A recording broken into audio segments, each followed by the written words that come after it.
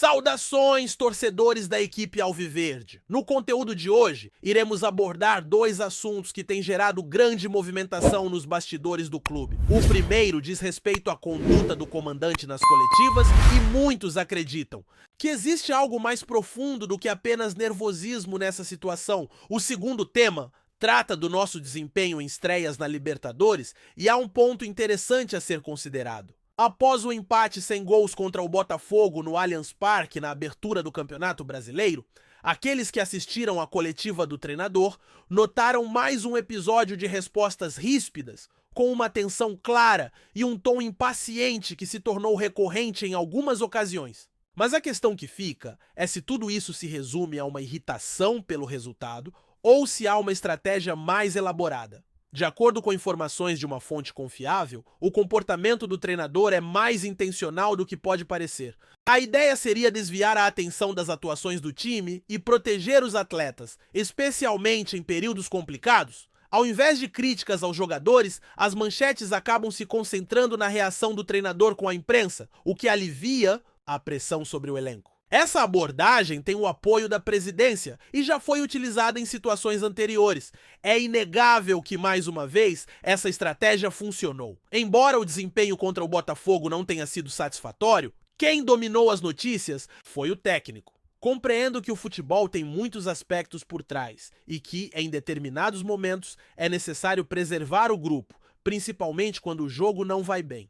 Contudo, confesso que me incomoda um pouco a agressividade nas entrevistas. A imprensa está exercendo seu papel e os torcedores desejam receber informações e compreender a verdadeira situação.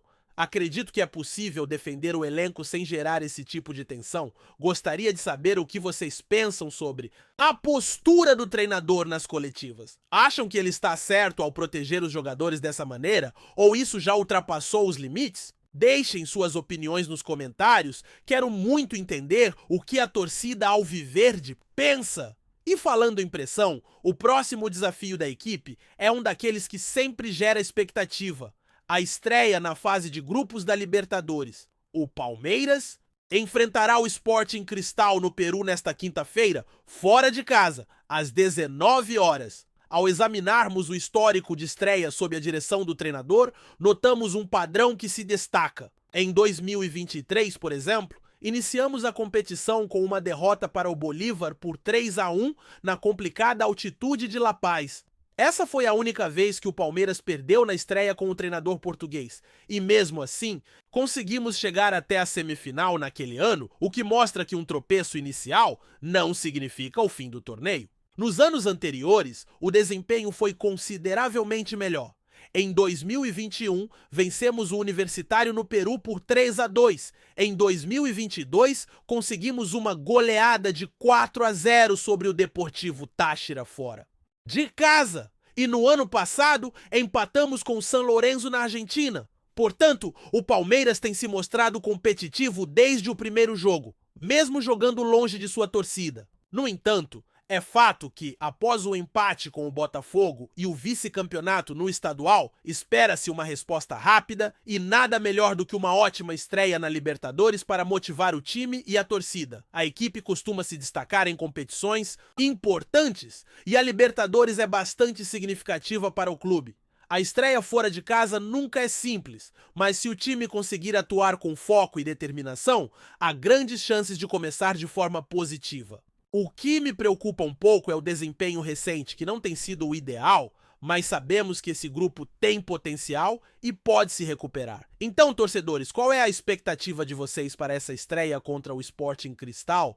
Acreditam que a equipe conseguirá se impor, mesmo atuando fora? E mais, qual resultado vocês acham que é viável? A situação atual não tem correspondido às expectativas, mas é evidente que este grupo possui a capacidade necessária para se recuperar. E para vocês, torcedores, qual é a expectativa para a estreia contra o Sporting Cristal? Acham que o time será capaz de se impor jogando longe de casa? E quanto ao resultado, o que consideram ideal para trazer tranquilidade neste momento? Deixem seus comentários, pois quero saber a opinião de todos. Um atleta que, há um tempo, Atrás, era visto como uma grande promessa do futebol nacional, está passando por uma nova fase em sua trajetória, agora vestindo a camisa do Atlético Mineiro. Ele retornou como titular absoluto, conquistou mais um troféu, o do Campeonato Mineiro, e acima de tudo recuperou a alegria de jogar. No entanto, essa trajetória não foi sempre fácil. Em uma entrevista franca, ele revisitou sua passagem por um clube onde se destacou como um dos pilares de uma geração vitoriosa e foi honesto sobre suas experiências. De acordo com ele, o sucesso precoce se tornou um fardo. Com apenas 21 anos, havia alcançado praticamente tudo que um atleta poderia sonhar, como a Libertadores, a Copa do Brasil, o Campeonato Paulista e até uma convocação para a seleção nacional. O problema é que tudo aconteceu de maneira muito rápida e, como ele mesmo admitiu, não soube lidar com essa pressão. O foco se perdeu entre festas, amizades, distrações fora de campo e escolhas erradas. Mesmo com os conselhos da família, ele levou um tempo para perceber que estava relegando sua carreira a um segundo plano.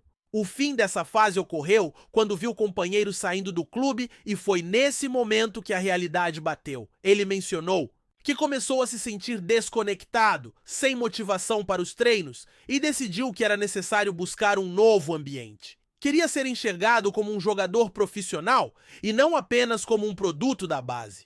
No Atlético, ele encontrou este novo espaço e agora mais maduro, garante estar determinado a manter a boa fase, retornar à seleção e realizar o sonho de jogar na Europa. Seu relato revela um aspecto que, como torcedores, muitas vezes não percebemos. A pressão da fama, o peso das cobranças e o deslumbramento com as vitórias. É fácil se perder, especialmente quando tudo acontece cedo demais.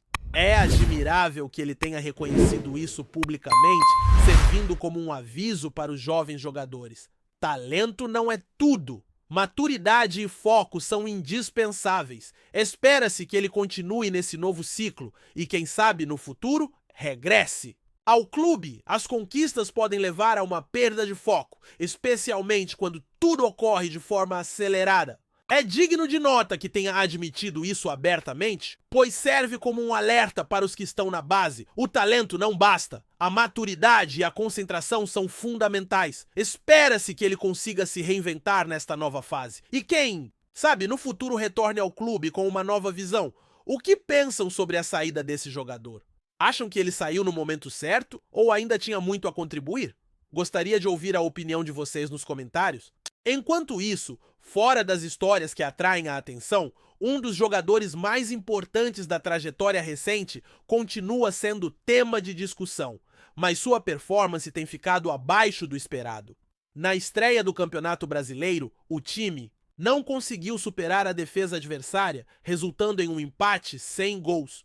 O problema não foi apenas o resultado, mas também a atitude da equipe. Segundo um analista, o time mostrou-se excessivamente passivo e sem criatividade, principalmente no setor do meio-campo. A crítica foi direta. A equipe ficou apenas trocando passes entre os defensores, sem conseguir penetrar na defesa adversária, enquanto o jogador se viu isolado entre 3 volantes do time rival, tentando buscar jogo, mas sem conseguir se desvencilhar da marcação. Para o analista, a equipe apresentou um pouco mais de fluidez somente após a saída do jogador, e a opinião é clara: está na hora de o treinador considerar novas opções para a criação, mesmo que isso implique deixar o jogador no banco. Essa afirmação provocou reações entre torcedores e especialistas, já que ele é um ídolo recente e protagonista de conquistas significativas. Contudo, a realidade é que, neste momento, seu desempenho não se destaca como antes. E a equipe precisa de respostas rápidas, especialmente com a Libertadores em andamento. É vital lembrar o que ele fez pelo clube, mas o futebol é composto por momentos, e se a fase não é positiva, não se pode mantê-lo apenas pelo nome ou pela história.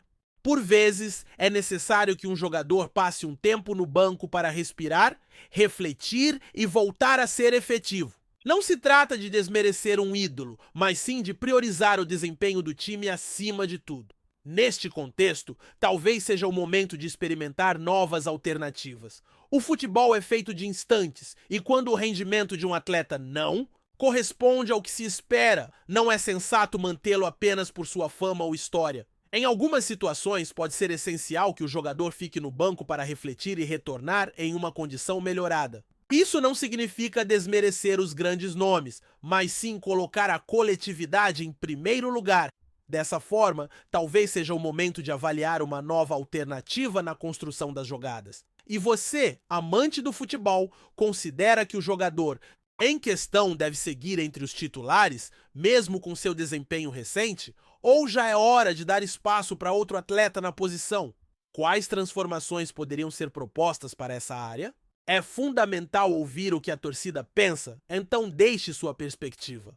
Hoje, abordamos tanto o passado quanto o presente e o que está por vir para o clube. Ficou claro que todos os jogadores enfrentam altos e baixos e que o crescimento é parte desse desenvolvimento. Também analisamos a situação do meio-campo, que requer modificações e possivelmente escolhas desafiadoras. Este ambiente é propício para discussão, sempre com respeito e paixão pela equipe. Sem dúvida, continuaremos trazendo mais atualizações e opiniões, sempre contando com o apoio dos torcedores. Antes de prosseguirmos, te pedimos que deixe seu like e já se inscreva no canal para não perder nenhuma novidade exclusiva do Palmeiras. Continuando, o Palmeiras, um verdadeiro celeiro de talentos nos últimos anos, viu em Gabriel Menino uma de suas maiores promessas. Sob a coordenação impecável de João Paulo Sampaio, o clube construiu uma base forte e transformou jovens em protagonistas.